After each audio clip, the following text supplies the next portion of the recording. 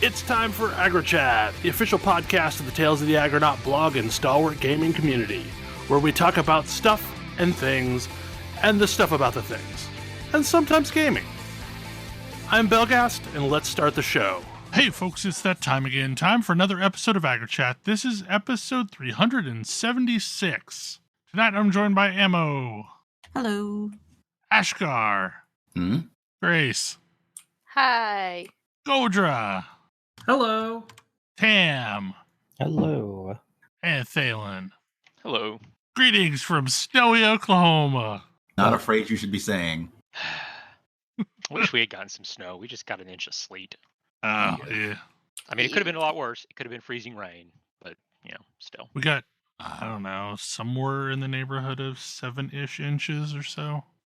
Which, I mean, is, to our northern friends is nothing, but yeah, it's a lot for No, Oklahoma. I understand now. Yeah, for down this Now area. that I live in a place without snowplows, I understand. Yeah. yeah. It's amazing how much of a difference it makes. Yeah, it's been a weird week. Mostly I've just been stressed about our outdoor cats and finding safe, warm places to be because I feed the neighborhood. So I want to talk about a game briefly that I did not realize I would want to talk about, nor did I realize I was even going to play. I had been playing Assassin's Creed Odyssey, and Assassin's Creed Odyssey is a delightful game, but it has a bit of a hinterlands problem. And I just needed to not play something else not play it for a while. So there's a game on my list that I've been wanting to play because I've heard so many good things about it. And also it's gorgeous. And also like it's a really good example of what ray tracing does to a game. So I have been experiencing Control by Remedy, and I have only barely played any of Alan Wake. And I know all of these games are connected, and now playing Control is maybe going to make me go back and play the other games. Control is... It's like you took every government office you've ever been in, plus the time 1950s aesthetic from Loki and X-Files and Parasite Eve, and kind of combine them all up into a game. I think it's got a little bit of a Portal vibe happening. It also too. does that too, yeah. Same idea there. Also, like, it reminds me, like, I've not played all the way through Half-Life, the original Half-Life, or Half-Life 2, but I've played a bit of each, and this really kind of reminds me of the way that Half-Life starts out as well, where there's kind of a normalcy going on, and then there's not. Interesting. Okay. I guess I get what you're going with. I have not really gone into Control because I don't know, like usually the over the shoulder thing, it doesn't always that type of game doesn't always appeal to me. But I do love the stories of Half-Life, and like you're just a normal person doing a normal job, and then everything starts going wrong, and it's time for you to salvage this terrible day. I played like the first 20 minutes of Control, and it looked super cool. Like 100% up my alley. I love third person kind of deal. And then I moved. That's what it was. That'll do it. Like, this game has better art direction than I've ever seen in a video game. Like, it just nails this look that carries through the entire game, and it blends perfectly with the mythology of the game to where it's almost got this 1970s Crichton movie thing going on. And I don't know how to fully describe it, because it's this weird blend of almost Art Deco with modernism, with 70s movie titling. Like, every time you move into a new area, you're like given this title card of the name of the new area, but it feels like it's something you'd see in a movie. Mm-hmm. Like the design of all of the areas are just so intricate because like the labs are so involved, and office chairs and everything is so wonderfully textured, and like you see a lot of similar things, but you don't get the impression that you're seeing the same prefab over and over and over, even though I'm absolutely certain you are. Yeah, the game is really beautiful, and just uh, almost every time you walk into a new space, unless something's trying to murder your face, you just want to stand there for a second and just like look at it because there's always something visually interesting going on, and generally like the angle and the lighting of your viewpoint when you enter a new space makes everything look like very beautifully composed. It Yeah, it is just a very artistic, troubling game. Yeah, it's a disturbing game. Like it's so basically this is like I've talked about SCPs before, but this is very much them adopting the language and the visual tropes of the whole internet fiction SCP thing. Like they don't have D class personnel, but they might as well. Like it is the Federal Bureau of Control is absolutely the same kind of organization. It's the top men. Yeah, basically. So it's so interesting. Like, and every document that you pick up is just interesting to read because most of them are like classified and various pieces blacked out, but you can get a feel of what's going on. And the other thing that this game does that I'm not used to seeing is it really does a seamless job of integrating live motion video with the game, because you're forever walking into a lab and there was a training video playing and it's actually like an actor on the screen acting out a 60s era training film. Like there's even like this puppet show. Oh god, there's a weird ass horrific puppet show. Every time I see it, I'm like, oh no, I have to watch this. It's so wrong. It's so really bad. It's really troubling. Yeah, but it's you can't a stop kids puppet watching. show about the dangers of exploring other dimensions. Wait, what? Yes. I mean, it's just it's sounding a little like Fallout vibe there. maybe, but like with it takes itself way more seriously than Fallout. Like Fallout obviously is played up for jokes. Like and it's very clearly propaganda in Fallout. And this is a kind of propaganda, but it's a different kind of propaganda. Yeah. It made me think, or at least what I saw of it made me think of like Fallout is making a comment about the good old days and how they weren't. Control it feels like it's making a comment about like bureaucratic agencies being stuck decades in the past because they never like quite get everything together. It was like, yeah, we're using this training video from the 70s because we don't have the budget to make a new one. Yeah. I mean, and the weirdness of it is that, like, absolutely that dude in the training video, like that wasn't made decades ago, like, but just that's what they're going with. I don't know. It's very disorienting, which is kind of the point. But yeah, it's incredibly difficult to explain. I also do very much enjoy the protagonist. She's kind of great, and her reactions to things are like consistent and sort of not entirely the player perspective, but close to what you would be thinking. Well, and more than that, like there's characters I genuinely like other than the protagonist. Like yeah, you meet these weird bureaucrats as you go through the game, and Like, some of them are great. Some of them are less great. I mean, that this is kind of tracking to the comparison to Half-Life, in which you are definitely like, there are a whole bunch of different characters that you are mostly trying to help get out of this collapsing facility after totally- everything goes horribly wrong. Like, okay, so like one of these situations that you run into late in the game, is there's this poor dude that has been staring at a refrigerator for 2 days, and he can't blink, and no one has relieved him of duty, and he doesn't know that anything's going on.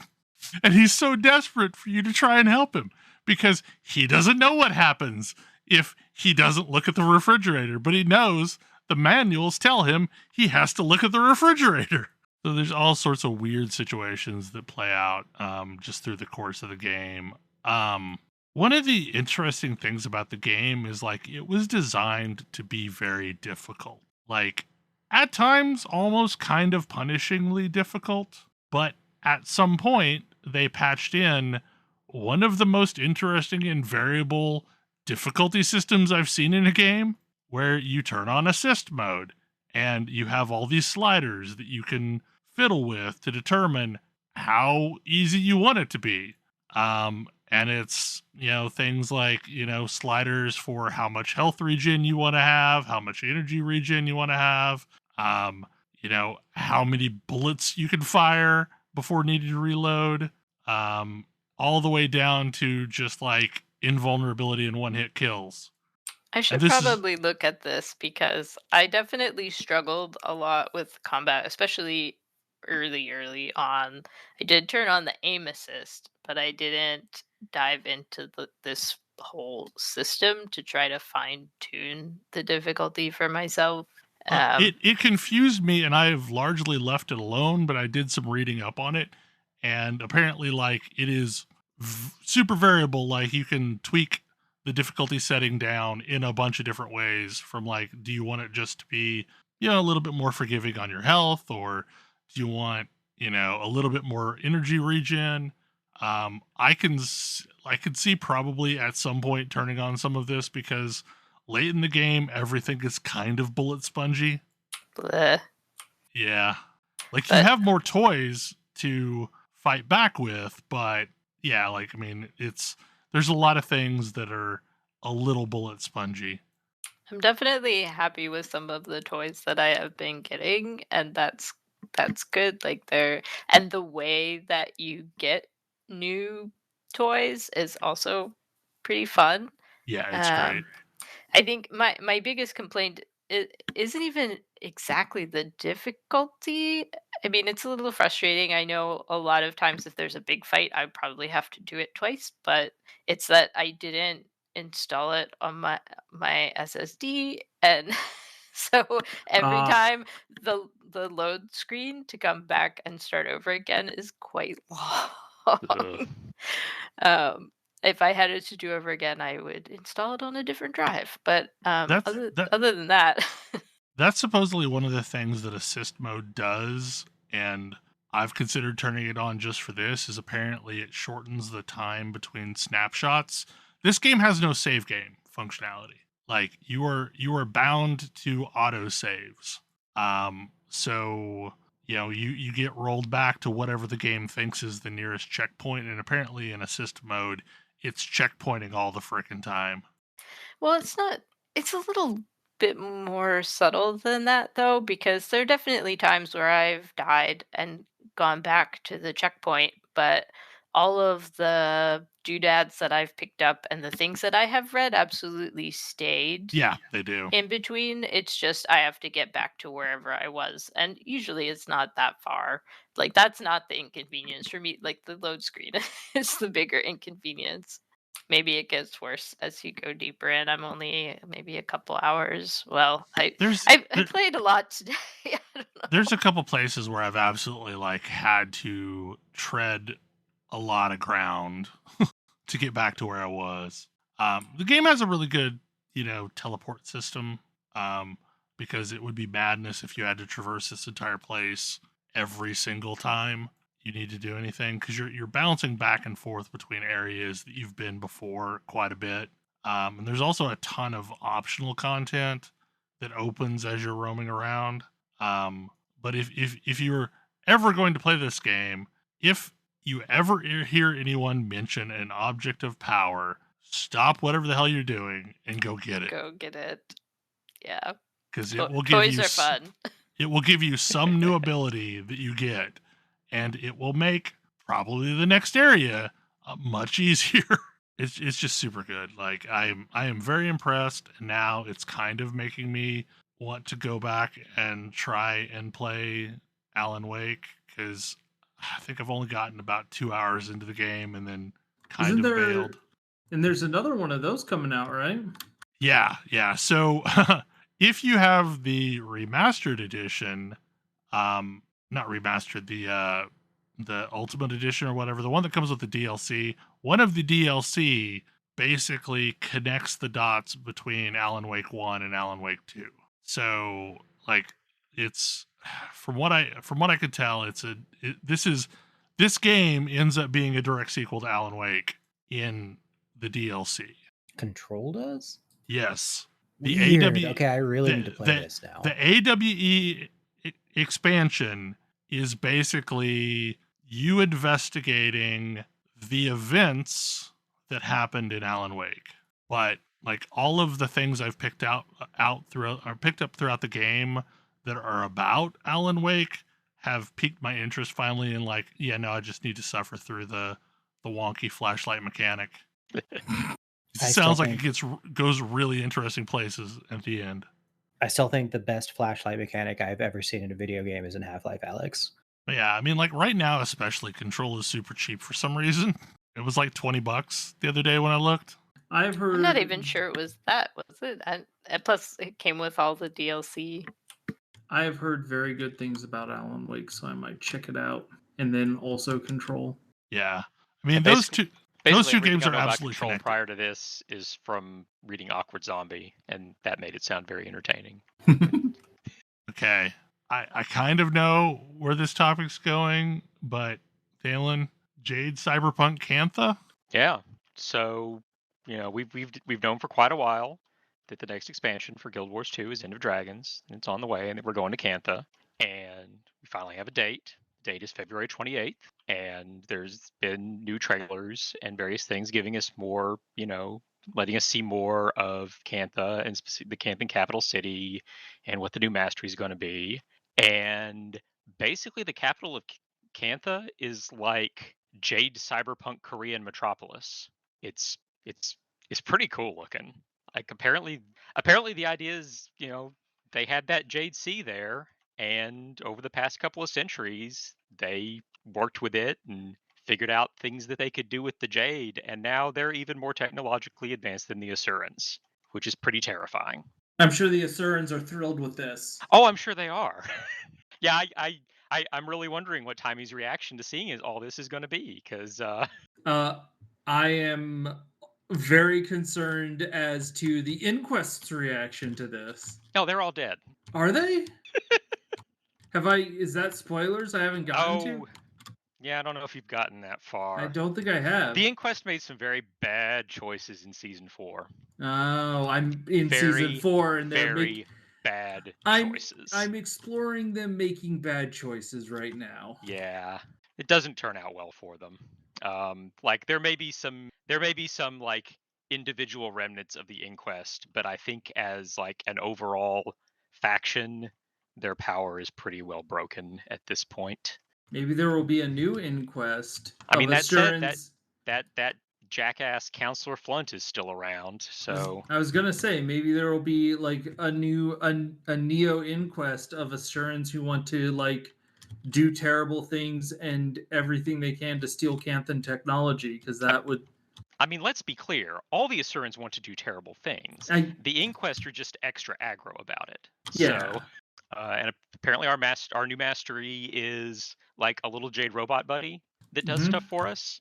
One of the things that it can do is like auto-res you, which I'm 100% here for, because boy, let me tell you, the difference between being on my Ranger and being able to have my pet just pop me up whenever I feel like it, and being on my warrior and being able to pop up and then desperately hope that I can kill something in the next 15 seconds and that the dice roll goes my way. Yeah. Yeah, Rangers are maybe a little strong in that particular respect. Uh-huh. Lick Wounds is amazing. Like the Guardian healing symbol is nice, but it's not going to heal you all the way up. It's not going to heal you up ever. Yeah, it lasts a few seconds, and it's some good healing while it's doing it, but it's not enough on its own. The pet will just lick you until you're up, or until something does it like is killed, a major or knockback. you are up. One of the two. It's pretty powerful. Yes. But yeah, so we're going to Cantha. It looks pretty cool. I'm really curious to see where this is going to go. Apparently part of this is just reestablishing contact with Cantha, who have been off doing their own thing for a couple of centuries now, and finding out that they're just like they don't really like it. Really seems like they don't really need us. So they've kind of gone isolationist. Yeah. Well, that was the thing when Guild Wars 2 came out, is Cantha went all isolationist during the Elder Dragons period. So we didn't know what was going on over there. Yeah, and apparently they've taken real advantage of that. And I mean, I have to assume the fact that, the remaining Elder Dragon is over there and now is just probably all just chock full of power, and who knows what's going on is going to be part of it. But yeah. Related, if you have been away from Guild Wars 2, there are a whole set of achievements for going back and replaying all of the living seasons, seasons 2, 3, and 4, and Icebrood, or playing them for the first time. Yeah, you don't. It doesn't have to be a replay if you've just never played them before. Yeah, go ahead and get them, and they are incredibly lucrative. 3 Mystic coins from each of them for a total of, I think, 75 Mystic coins up for grabs. Like lots and lots of crafting materials and stuff. And then a big meta achievement that as you complete it, you will get a precursor for one of the new legendaries, your choice, because there's new legendaries. A 32 slot bag, which is that's big. That's usually super expensive. Yeah. Like crafting your own 32 slot bag, first you have to get a hold of the recipes, and then you got to spend like 100 gold in I was gonna say that's got to be like 100 gold, right? Oh, like yeah. A 20 slot bag is 10 gold. Yeah, and upgrading the upgradable ones, you're putting even more of those 10 gold runes into the upgrades. Because I've started that process on a second Omicron bandolier, because I don't know. I have money, I guess. believe it. My bags are constantly a mess. Oh yeah, always need more bag space. And if you complete all of them, which is really not that difficult, it's stuff like play through the instance story stuff, harvest materials in the various zones, do the jumping puzzles in the zones, which it does. To be clear, that is the hardest part of a lot of these. It does mean you need to do a couple of incredibly evil jumping puzzles. That volcano in Ember Bay, oh my god. I've done it 3 times. I thought I would never have to again. Nope, doing it again. But whatever. But yeah, so stuff like that, all entirely soloable. No problem. You finish them all, you get a legendary amulet. I mean, some of these are group events, so it's not entirely soloable, but Well, yeah. Okay, yeah. Some of it is like do the metas for the various zones, but you go to the zone when it's the daily zone, and or catch a meta train, and you won't have any problem doing that. And or it's the snow zone in season 3 that people are always in. Always. People are just always there forever because winter berries. Yep. So yeah, I'm excited. I'm excited. I need to get caught up. I'm working my way through the season 4 story right now. Oh ho ho ho ho. Praise Joko. No, the opposite of that. Yeah. No, that was Path. That was Path of Fire. Praise Joko. Season 4 is also Praise Joko. No. You'll see. I feel like I'm solidly on the no camp there right now. Oh, I'm not saying we like Joko. I'm just saying praise Joko. But yes, I feel like season 4 from like start to finish is fantastic. And then Icebrood Saga started really strong, and then it kind of petered out a little. Like I'm pretty okay with it overall, but the best part of Iceberg Saga is definitely the first two zones. Like Jorah March is maybe like the most atmospheric, well-crafted zone in the game. It's super It is creepy. definitely that. I have kind of mixed opinions on navigating around it as a zone, I mean, yeah, get a but sky it is scale. incredibly cool. Yes, well, working on that. But yeah, so what? 3 weeks and a couple of days, and then we go Yeah, to there's a Cantha. release date now. Cannot wait. What, February 28th? Yep. Which is, I think, a Monday. Monday. Yeah. Something, still February, something. Yep. Yeah, they said into February. There we go, into February. Just in time for March sales. Just in time for the, because March and August are the standard gym store sale months. Which, yeah, I'm waiting impatiently for the March sales to roll around so I can get some more material storage. I can store 500 of everything, and it's just not enough anymore. I feel like I would probably sooner go with more bank space is my next thing. I mean, I've got a fair bit of bank space. I need some more of that too. I feel like I'm the only person not having. I'm having bank space / material storage problems. Yeah. Mostly related to my inability to get rid of the vision crystal materials fast enough. Part of it is I'm bad about like not tossing selectable exotics that I get, and they've just been building up, and I've honestly got more of them than I just eat those. And I really need to break down a bunch of them, especially since I've got nearly 20 boxes from World v World of like, first you get to select which piece of armor you want, and then you get to select the stats. So I could just hold on to those. But yeah, so I've got a bunch of stat selectable stuff and stuff that I made for achievements and or the skins that probably I should break down. I guess I have a machine hammer that is waiting on my elementalist to be able to use hammers. But other than that, I'm not keeping any stat selectable stuff around, generally speaking. I do need to find a good pistol, so I have an offhand pistol for when that happens. I'm Do you though? Like, are you really going to use the pistol? I mean, I'll probably give it a try. I like to at least have a weapon, of each type that I can use in case I want it. Again, it's probably going way overboard. I probably don't need to be carrying a war horn and Is this for the ranger? No, this is for my warrior. Okay. I'm pistol is the weapon I use the most, and so that's the one I'm trying to get a legendary of, because I also think hope is super cool. Oh, I do have a pistol. Yeah. Okay. I have what is that? Power, precision, ferocity. Either assassin or berserker. Oh, and yeah, assassins. Yeah, that should be fine. That should be great. But yeah, warriors in their new spec can't weapon swap in combat, sort of like elementalists and engineers. Yeah. I wasn't aware of that. That's interesting. I'll have to think about that. I mean, you swap to Gunblade, yeah. Gunblade, yeah.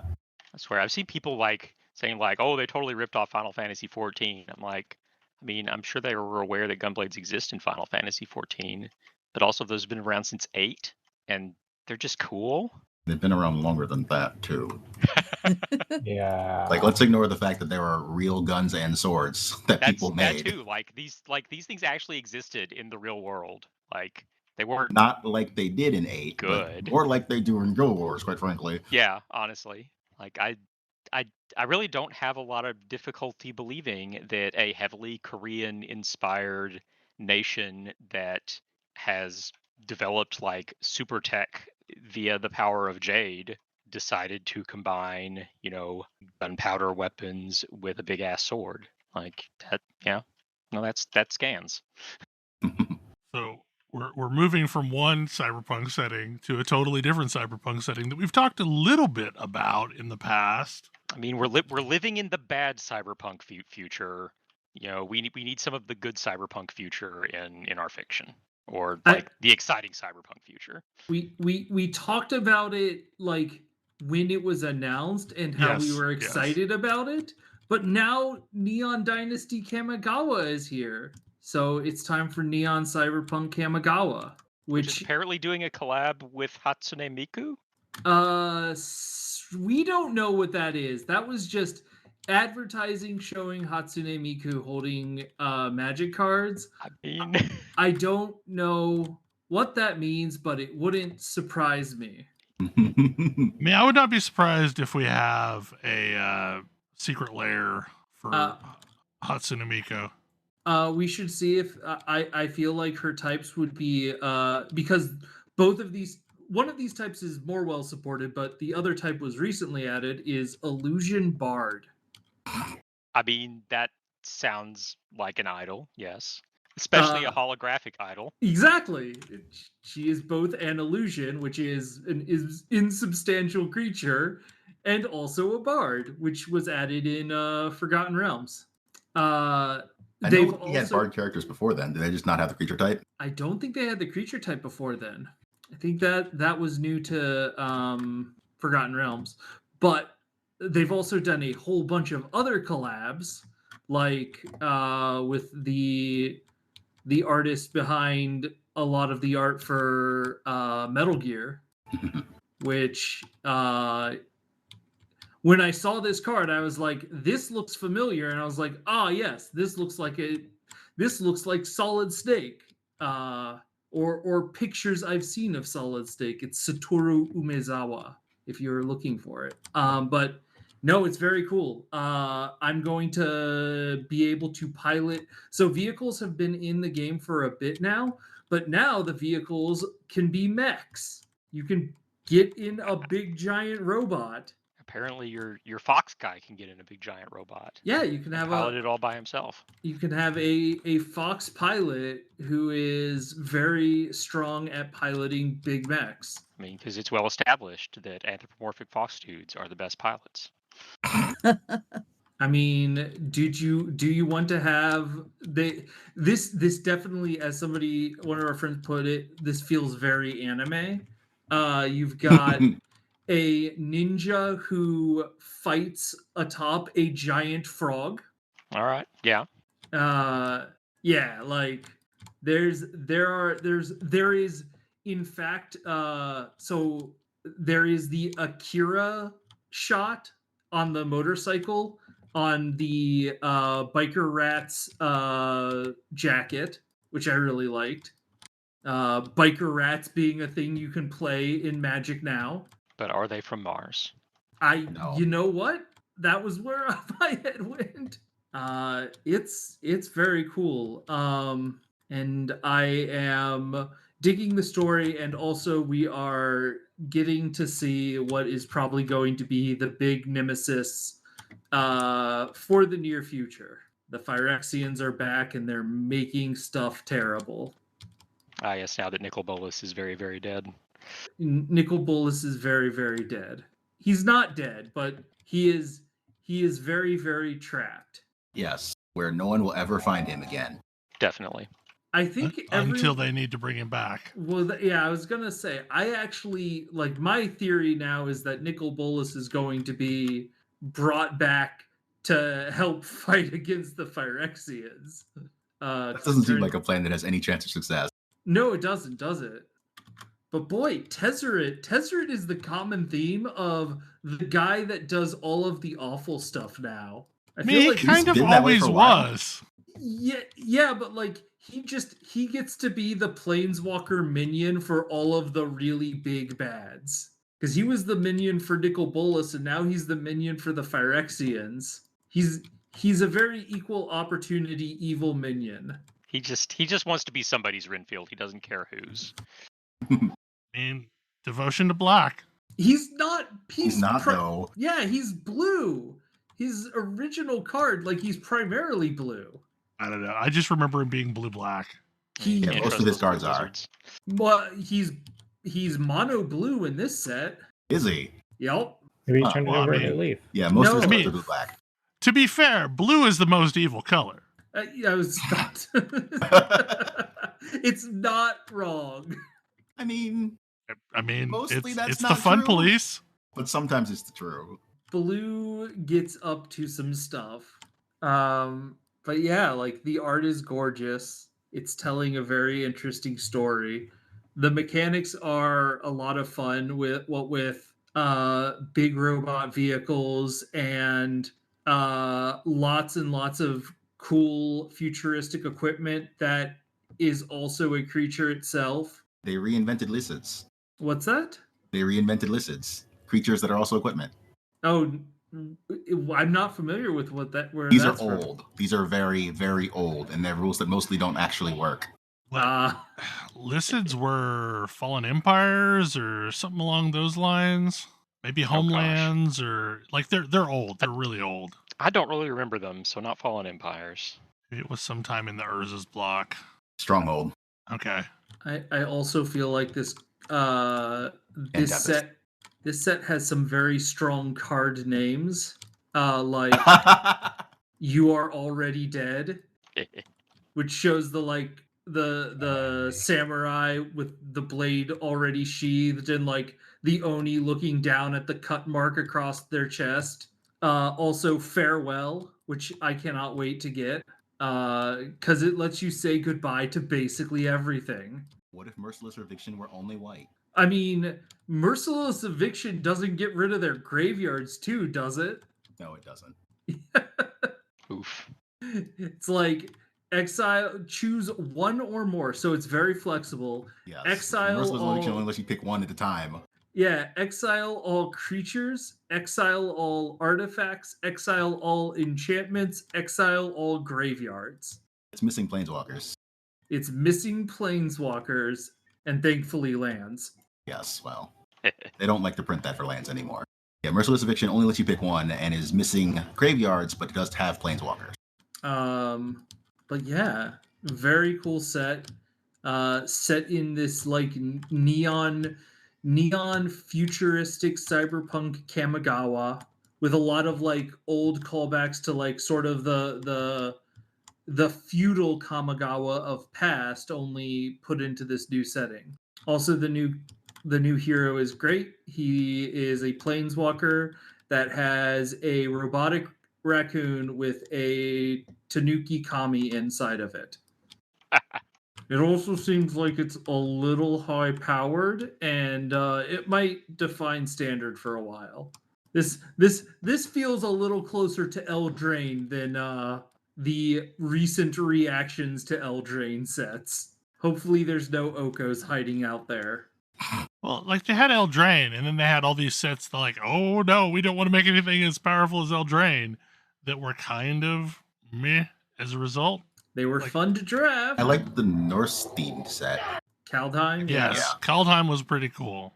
But yeah, they were concerned about making a new Eldraine for some time. And I guess they either forgot or did it on purpose, so here we are again. Rosewater went out on vacation? Oh. There also are. This also feels very focused, at least a little bit on like all of the sets are, but like there's some notable commanders that got added, like a 5-color enchantment shrine commander. It is a creature that is also a shrine, and it creates more tiny shrines. All of the shrines in this set are also creatures. But Probably to make removing them easier. Yeah, but the older shrines, like the shrine mechanic is they get better the more shrines you have in play. So being able to generate shrine tokens is very relevant. But yeah. I expect there to be ruling text saying things like shrine is not a creature type. Yeah, there should be. Because shrine... Similarly, like there's text saying that food is not a creature type, it's an artifact type. Yes.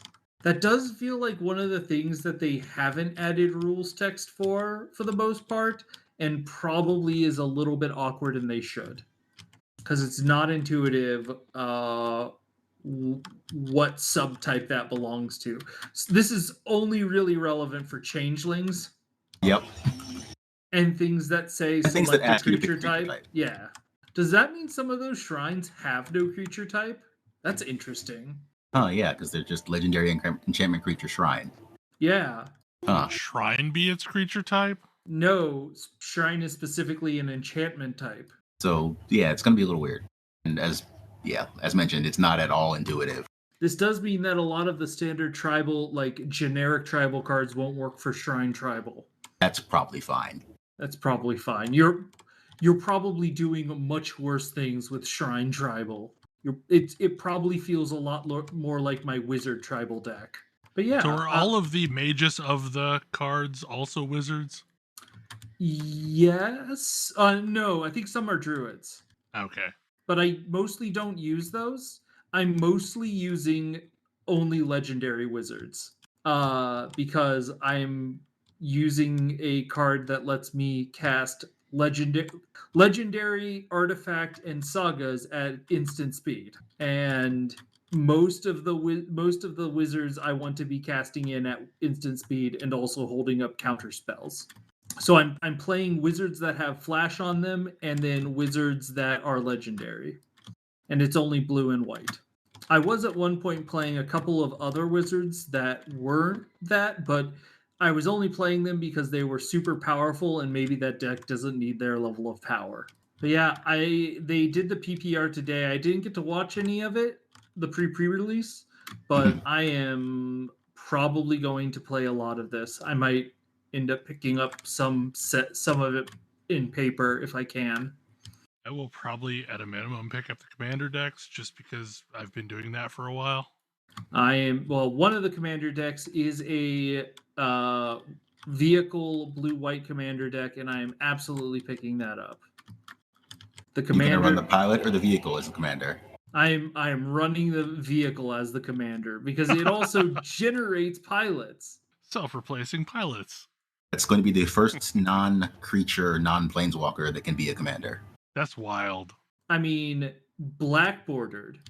Fair. Calcutron could always be commander. Yes, that card was missing from that card's text, but only because that card's text was too long.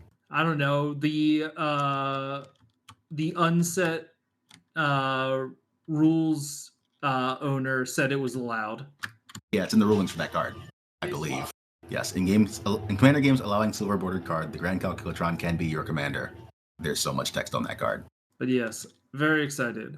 And excited that Magic is trying some new things, and also like there were some comments about how the excitement over this kind of shows how I mean, I know there are some people who really like it, but I was not feeling Innistrad. I don't think they did a great job making the new Innistrad sets exciting, because while I did get one thing out of them, I got my new Werewolf Commander, which is a deck I have not reassembled, but that commander was way better than the previous one. There wasn't a whole lot of other exciting stuff in those sets. And that's definitely not great, considering one of them is Midnight Hunt, the supposed werewolf-themed set. Didn't feel like it had a bunch of great werewolves in it, other than that commander. Yeah. It had a few. The follow-up set had mostly better ones. I also don't feel like they needed to have introduced a totally different kind of werewolf. Since they had flip card werewolves already, this is just a different variant. I mean, they're still flip card werewolves. They just use a slightly different, much easier to keep track of mechanic. Yeah, I guess that's true. So, next on the list, I believe, is one that Ash put on there. Trials of Mana. Yeah, I've been playing quite a bit of Trials of Mana. The remake that came out in 2020. Mm-hmm. This is a good remake. In a bunch of ways that the Secret of Mana remake was kind of lacking.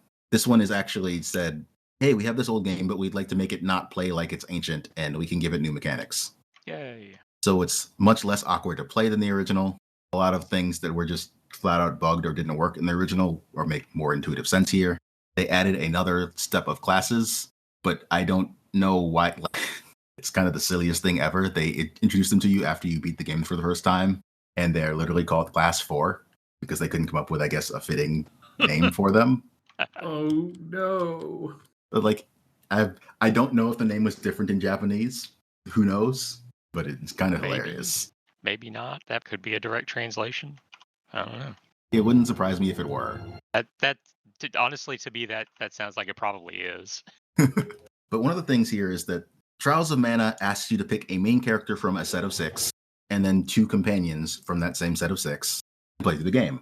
One of the things added by the remake is New Game Plus, so that you can see what the other companion stories actually are without having to play through from absolutely scratch. And their implementation is, I would have said it was a little questionable, but they've fixed it up since launch. New Game Plus lets you keep optionally your levels. It grants you a 300% XP ability that you can equip it or not if you want to. It grants abilities based on your previous party members. Like if you had Kevin, the ridiculous werewolf in your party, you have an ability for plus 50 strength, which is a large number. And various other things that make it easier to get through the game on a second playthrough. Mostly without making you ridiculously overpowered, since you don't have equipment for your new characters probably. But it's a nice nod so that you can get there without having to, so you can see more of the story without having to play through the entire game again, basically. That's good. Like even when these games were new, like I only had so much time to play the same game over and over. Nowadays, yeah. I mean, this game is, the SNES version of this game is not that long. Yeah. This version is a good deal longer. Voiced cutscenes will do that for you. I was playing through this, and I just kind of fell off playing it. But I was pretty far, I think, when I abruptly stopped. I was playing without Kevin, which, Ash had informed me was a mistake. Kevin is the best character. I think I was Duran and Reese and Charlotte. I think Kevin is probably my favorite character. He is moderately amusing and also does ridiculous melee damage. But there are definitely other strong characters. Duran is way tougher than basically the entire rest of the cast. He seemed pretty tanky. Well, there's Angela, who I'm now discovering on my second playthrough is dumb. Just completely, totally ridiculous and dumb. She has the sort of D&D wizard problem, like the old D&D wizard problem, where her start of the game is awful, because until you have any spirits, you can't cast any spells. Mm-hmm. But as soon as you get that first spirit, she can cast Holy Bolt. You can start to see where this is going. And as soon as you get later ones, like particularly the Dark Spirit, if you're going her dark classes, she just kind of casts a spell and everything falls over. And to think, this is turned down from the old game, because there are no like screen filling spells. Spells have an actual area that they hit in now. I just remember the flow of this game was really good. There weren't a lot of frustrating, I don't know what I'm supposed to do now areas. The original had some of those, mostly in the areas where it tells you to go around town and talk to people. In the remake, you also had to do that in the original, and nothing told you that. And I think it's just really cool how they have this completely dedicated remake that changes things up, in my opinion, entirely for the better. One possible exception, Charlotte's voice acting and writing. Yeah. I kind of regretted that choice after I picked her, because she's really annoying anytime she talks. Charlotte sounds like for anyone who hasn't played this or hasn't seen it, Charlotte sounds like a 5-year-old Elmer Fudd. Yeah, pretty much. Oh boy. Pretty much. That's a choice. Yeah. Yikes. The fan translation gave her, they used something different. Don't remember what they did at this point, because when they released the Trials of Mana collection, this is what they did. And so the voice version followed that. Is she supposed to be a child or something? She is a child. She's a child. A child with a speech She's a impediment. very, very young elf. Half elf, but still. She is the best healer, for what that counts for. The only healer prior to getting your first class change. But also, items in this game are super plentiful, so I'm not entirely sure a healer is as valuable as it might otherwise be. Right. And that's why I initially picked her, is because she could heal. But I'm swimming in potions, or whatever the equivalent is in the Secret of Mana universe. I forget. The candy? It's candy. Yeah. I just have so much of it. When I hit New Game Plus, it started informing me I was throwing out candy when I found it in chests, because I already had the maximum. The thing where she is valuable, and Duran can later be valuable if you choose this particular path, is she can multi-target heal in her second class, regardless of what it is. So that is extremely useful, because items only get one person at a time. Right. I sort of wish other games would implement New Game Plus in a similar way, so that you could, I guess, choose what things you keep, choose what's easier, or what's not, or what's different. Crosscode has, and I think most of the Tales of games have a New Game Plus that lets you customize it a bit based on your previous playthrough. Most infamously, Crosscode has one that lets you keep the damage hack from a particular point in the game all the time, which will cause weird characters to comment on it. That's pretty funny. And I know Tales has the Grade Shop, which does a variety of different things depending on game. But it's nice to see developers make a sort of nod toward, this is a game you might want to play more than once. Yeah. Let's make some things easier for you the second go around. So I shuffled the order a little bit because I saw this topic and I saw echoes of it showing up in my feeds this week, and I want to know what the hell's going on. Uh-oh. Tam, what's going on with Star Citizen? Oh yeah.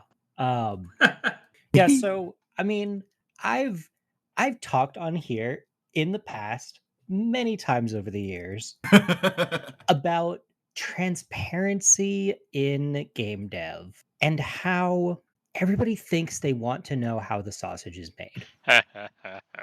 And the reality is you don't. And so like, I mean, Star Citizen launched its Kickstarter in 2012. And I remember looking at it, and I think I even joked about it, if not, I mean, we weren't doing the show at the time, but I definitely joked about it with the people here that like, this is definitely vaporware. Mhm.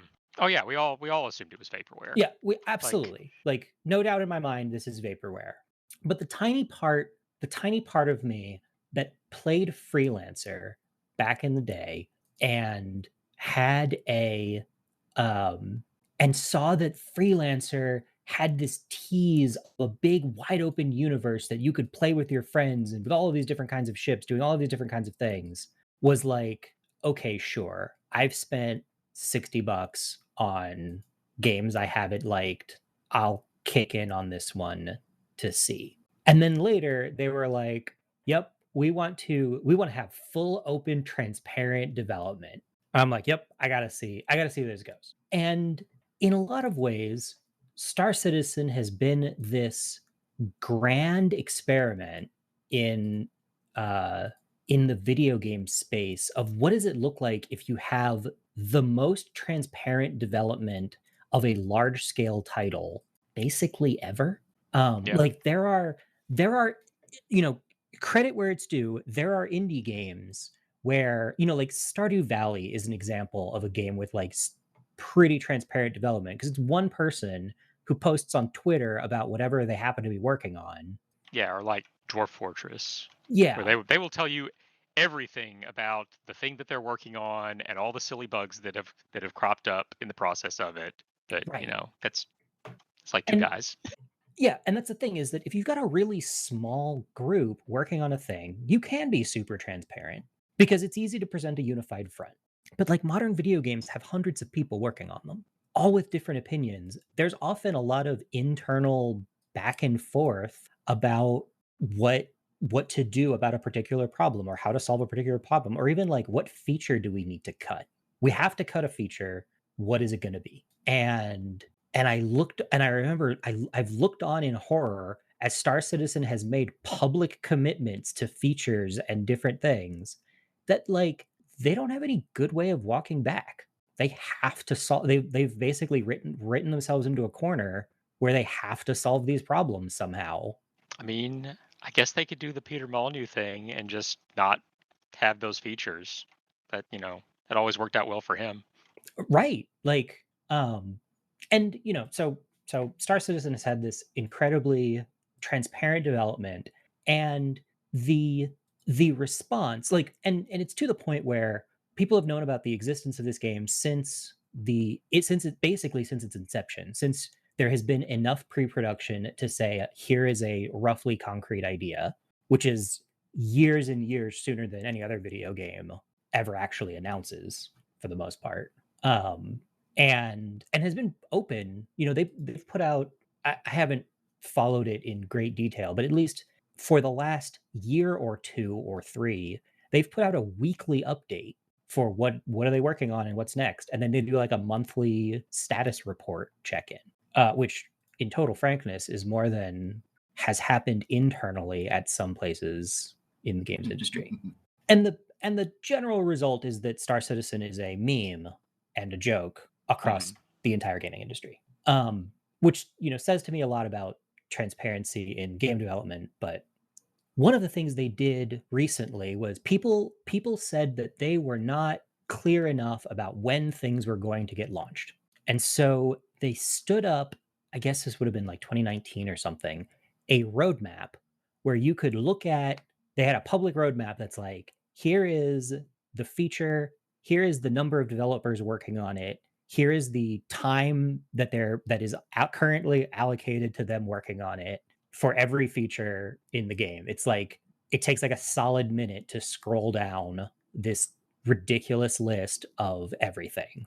And then it had like a release view where it was like, okay, based on everything we've got, we think that in Q1 of 2020, we're going to have this release, which is something that I have actual nightmares about, having been in this space. Like, having to deliver a thing at a specific time that I've committed to a year in advance in software development is just terrifying, especially in a software development environment as volatile as video games. But they've apparently done this for multiple years, and it has really only been fuel for the fire because, of course, they don't hit it ever. Yeah. Like, stuff gets moved around constantly because that's the nature of the beast. You like, yeah, it's as accurate as they can get, but you can't act. It's very difficult in production of a title to be able to be that specific. I remember in ESO, we were perpetually 6 months out from having combat online. It was a whole thing. And so this week, catching up to present day, this week they were like, so we were supposed to announce our roadmap update. We do a regular roadmap update. We were supposed to do it last week, and we delayed it. We delayed what we were going to say because we needed to think about it more. Like, we're not going to have it ready on time. And when they had it ready this week, their statement was essentially, we think that putting a schedule of releases that are like, this is what's going to happen each month or quarter out a year, is doing more harm than good, because we're simply not able to be that accurate. And fans of the game are looking at it and reading all of those as promises, and then getting incredibly mad when they don't make the cut. Yeah. Which, broadly, yeah, I would never do that. That sounds crazy. Mm-hmm. I'm sure all the fans of the game were, perfectly okay with this. And yeah, so this went over about as well as you might expect. You've already given them the thing. Yeah. Yeah. I mean, proving their point. The initial response was heavy on they've removed all of their promises. They've got no promises anymore. They just decided they're not going to promise us anything anymore. Now we're just going to wonder. I was like, well, I mean, that proves that the exact same thing you're saying is exactly what's happening. Okay, cool. But yeah, it has detonated across the internet. And because Star Citizen is a popular game to hate, which I personally have a lot of sympathy for, having once also been the popular game to hate, it's kind of exploded everywhere. And like, it's yet another one of these examples where I really wish that people who played video games understood what the development process was like. But also, every time anybody tries to be transparent about the development process, they get super burned. Mm-hmm. I just don't know how to reconcile that. I don't know if it's reconcilable. I mean, maybe it's like one of those, maybe the right answer is nobody talks about any game in development until release date. We just eliminate hype entirely. Yeah. I mean, I gotta be honest, like, the best experiences I've had are when I found out a game was coming out 3 to 6 months before it released. Yeah, games that just appeared out of nowhere, and you're like, wait, what? Yeah, like, I mean, it was just great. Enough time to get excited about it, and then it's out. Yeah. Yeah. I mean, there's a bunch of stuff that has gotten just crushed under the weight of its own hype. And, people love to hear about stuff early and get excited about it and have like insider information, but and there's the other part of this, that if the hype cycle wasn't as long-winded as it is currently, would smaller titles that are releasing all the time get a little bit more attention? Yeah, because there's so much that gets released every month. And for the most part, it seems like all the discussion is about one or two titles. Yeah. Like, are those big 6-year hype cycles like pulling all the oxygen out of the room for the smaller things that are getting released? Oh, definitely. I mean, can you imagine if Cyberpunk had been released in its existing state with none of the like years of marketing? Mm-hmm. It would be a totally different, like, if if they'd given us a 6-month window, like, and released it, today, for example, and 6 months ago they told us about it, everybody would be just eating it up. But that's what killed Andromeda. Like, it released in a less than stellar state, and everyone turned it into a meme, and very few people have actually gone back and given it the time of day. And it's a great game. Yeah. Fallout 76, it has turned into a really good game, but it released in meme state. So and the bigger the hype, the further there is to fall if the game doesn't live up to expectations. So yeah. And like more devs need to learn the lesson of Daikatana. It's true. Admittedly, that was a bad Ouch. game. It's I mean, like, Guardians of the Galaxy is a perfect example. Like, it is a game all of us expected nothing from, based on our imagined, provenance of that title. Like, we assumed it was going to be as bad as Avengers. It's a great game. It's a freaking great game. Yeah, it's a game that learned every single lesson that needed to be learned from Avengers and improved upon it. And that's the thing that I think is really I think that's the thing that's really like driving me with Star Citizen, is provided you can play it, which, not gonna lie, an absurdly high bar, for reasons that make sense, but it's an absurdly high bar. It has learned the lessons of Elite Dangerous. Like, I don't know if anybody has followed Elite Dangerous in the last couple of years. Nope. But Elite Dangerous, I know it launched an expansion at some point and people seem to stop caring about it for some reason. Yeah, so Elite Dangerous basically made most of the same promises Star Citizen did, and launched a playable game really quick. And that game is fine. It's really shallow. It has hundreds and hundreds of star systems in its galaxy, but like, there's nothing on them. It's all proc gen. It's just like procedurally generated rubber stamp after rubber stamp. So it doesn't matter where you are for the most part. It's just the same stuff over and over again. Yeah. Which, again, there are games that I've played that are fun, that do that and are fine, but galaxy spanning space sim where you get it really attached to your character and your ships and so forth is not what you're getting out of that. Right. And then they released the expansion with the much vaunted and long delayed like on foot segments, and it's just not that compelling. You hit a button and you teleport out of your ship. It's just like a quick fade to black load screen, and now you're standing outside of your ship in a kind of whatever first person shooter game mode. And then, as near as I can tell, like, the biggest complaint is that then they were like, yep, and we're done. Oh. Like, that was sort of the end of development. We're gonna fix some bugs, but we're on a we're on maintenance mode now. I've played Elite Dangerous since 2015 or so, 2015, somewhere in there. And I hop into it every so often, and there's some parts of it that are really cool, but it wears out its welcome. I would much rather have a game like Warframe, because I played Warframe, which is Warframe technically still in beta? That doesn't matter. I mean, sure, yeah, but I played Warframe like... You played it when it was actually in beta. Yeah, I played it when it was actually in beta, and I thought it was garbage and checked out. Honestly, like, I was like, this game sucks. It runs like crap. It tells me I can do all of these things, but I can't really. It's janky. It's buggy. It's crazy buggy, and there's not that much to do. I've spent, I had the exact same reaction as Kodra did to Warframe, where I was like, I've spent more time trying to debug this and having annoying stuff happen to bugs and jank than I have actually doing any of the fun parts, or even finding out if I think the fun parts are fun. And now I think Warframe is great. Like, it's up there on one of my favorite games that I will return to on the regular to give a go to.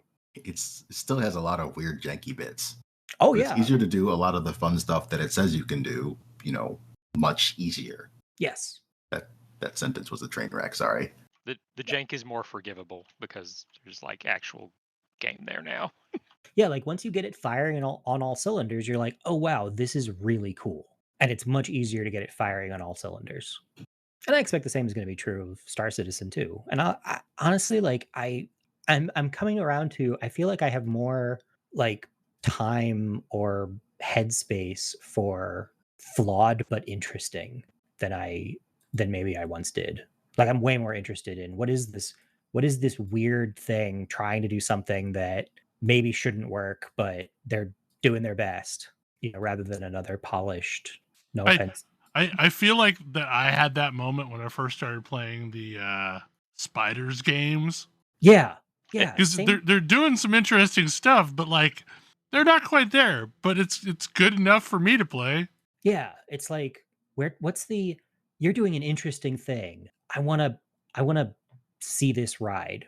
Because I've played, I don't think I'm gonna pick up another, Ubisoft open world title, for example. I probably wouldn't pick up Horizon Forbidden West if I didn't already know it was going to be incredible. Based on, I almost didn't pick up the original because wander around open world hitting map points is something I've just done so many times that Yeah. I will say, like, that's kind of where I've been at with Odyssey. Like, I had a blast playing AC Origin, but Odyssey's just so much bigger, and that's not necessarily a good thing. I had that problem with Valhalla. Yeah, that world is massive, but it's a bunch of biomes you've already seen, just in different orders. Yeah. I mean, there was a thing recently where it's like, please stop bragging about how long your game is. That's not going to get me to want to play it. Well, that was that whole thing. Some sort of brag, and it was the opposite of compelling for basically everyone. Yeah, it was Dying Light 2 that they said there was 500 hours worth of gameplay. And a bunch of people were like, "How about I don't?" No. Wow. And then they had to come up with like this much more nuanced statement, like, yeah, it'll be 16 to 20 if you just do the main story. Okay, sold. Well, yeah. And that's part of the reason that I've been kind of on this, random set your own goals, do whatever game kick. I've been playing Warframe, Star Citizen, No Man's Sky, and Guild Wars 2. And like part of that is I can hop in and hop out and I make progress no matter what. I just forget what I'm doing in all those games. Yeah. Well, but then I hop in and I'm like, what? I don't know. What was I doing before? I don't know. Doesn't matter. Let's do something else. Yeah. Maybe I'll stumble upon the thing I was doing before and be like, oh, hey, maybe I should do this. Oh, hey, I'm like 30% done with this already. Cool. And then sometimes that'll drive me to be like, yeah, all right, I'm really into this. I kind of hit that with Guild Wars sometimes. Yeah, exactly. It's like, oh, hey, I hit that with Warframe with the spaceships thing where I was like, was I working on this? Oh yeah. And then I jumped into it and was like, all right, I'm totally focused on working on this thing. Yeah, that's definitely been one of the things that like forever draws me back into Guild Wars 2 and keeps me there is just that ability to set little tiny goals and achieve them and have those build into bigger goals. Like I like this in a game. I like games where I can hop in and do something in like 5 or 10 minutes and have that feel like I've made some progress somewhere. Yeah, like it meant something. But also, if I get really sucked into it and play for several hours, I still have something interesting to keep on doing. So we're just about out of time, but I am going to do one really, really, really short topic because it relates to a game that people may be pre-ordering right now. I don't know if any of you have heard of the woes of Dark Souls 3 right now. In that there's apparently a Dark Souls 3? Yes, they have taken off. They've completely shut down all of the online servers for PvP. And really? I think they had a remote code execution problem. There's a remote code execution problem happening where someone can connect in through that network and run payloads on your machine. So it's been offline for like half a month or so. And this week, a bunch of modders have started poking around in the network test for Elden Ring, and it looks like it's using all the same netcode. Is it using Log4j? Dear. It would be hilarious if that was what it was. Oh. Yeah. So, like, that's not saying it's gonna be that way when it launches, but that could be devastating for Elden Yeah. Ring. So if you've got lots of platforms, maybe don't play on PC at first. Yikes. Yeah. So anyway, there's a bunch of sources on this. Just do some Googling, read up on it. I just wanted to throw that out there since people may be pre-ordering Elden Ring. I mean, I'm probably going to pick it up. Yeah. Like, I hear it's supposed to be both easier and more multiplayer like focused, like more co-op. Yeah. yeah. Like the thing that got me paying attention maybe pick it to up on PlayStation 5. Yeah, the thing that got me paying attention to it was, hey, this is doing co-op. I'm interested in that. But also yikes. Yeah, I mean the risk isn't quite the same on a console as it is on a PC, but yeah, just throwing that out there for anybody that hasn't heard about that. Anyway, on that note, any final thoughts anybody has? I mean, very briefly, even when people tell you games are hard, they might not be as hard as they are telling you. I feel like I had already learned this lesson about Dark Souls, but now I'm learning this lesson about Kaizo Mario. I mean, different people have different, bars for hard. It's fair, but I also think that there is a thing where it's like there is a pressure to keep people out to like preserve the mystique of this hard thing. We make it sound like it's super extra bonus hard to make it seem that much cooler that we play it. Yeah. There's only one thing in two things in years of playing video games that I have picked up myself and been like, oh, yes, this is actually as rough as everyone says. And the one that first came to mind is Jiminy effing Cricket in Kingdom Hearts. Journal completion in Kingdom Hearts is a thing, yeah. I will give it to Getting Over It with Bennett Foddy and Quap. Both things by Bennett Foddy, because he makes games that are actually he makes games that are not designed for people to play, but people play anyway. Yes. Yeah, like the examples I can think of are ones like that were like deliberately intended to be just evil, or things that are really hard because they're just broken. I mean, the trailer literally states, I made this game for a certain kind of person to hurt them. Like probably the hardest games I can think of that I have played that were actually as hard as people made them out to be were things like Battletoads or the 8-bit Dragonlance game, and that wasn't a good thing. That was because the games were good. No, that 8-bit Dragonlance game was horrible. Well, I think it was awful. That may be the worst single video game I've ever played, and I've played ET on the Atari. Even Fortnite is not as hard or as difficult to get into as I initially expected.